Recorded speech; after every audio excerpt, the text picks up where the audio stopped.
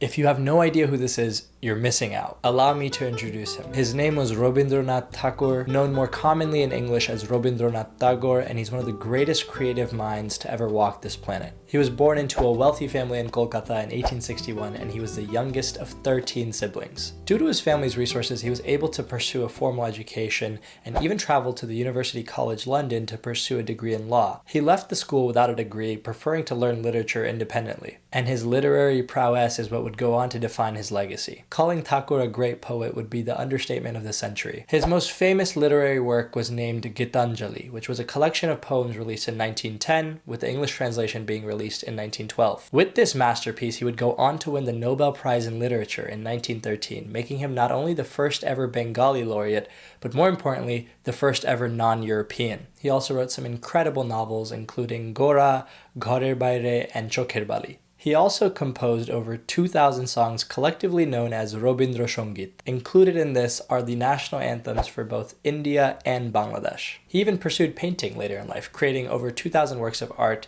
that were exhibited all over Europe. In 1901, he opened a school in the town of Shantiniketan, which kind of encapsulated what he was all about. He emphasized open-air learning, creativity, and a blend of Eastern and Western ideals, but he also opposed colonial rote learning, which was this mechanism of having students just memorize answers instead of truly holistically understanding concepts. He was massively in favor of Indian independence, but also opposed extreme nationalism and communalism. He also made it a point to look internally, opposing caste discrimination and promoting unity between Muslims and Hindus. He detested colonialism, but refused to completely demonize the West. As an example, after becoming the first Indian man to ever be knighted by the British government, he renounced his knighthood. At the same time, he advocated for cultural exchange between the East and the West, ensuring that a lot of his work was translated to English. He toured the world extensively, visiting the United States, Japan, the Soviet Union, and countries all over Europe. He also worked with contemporaries like Albert Einstein and Robert Frost.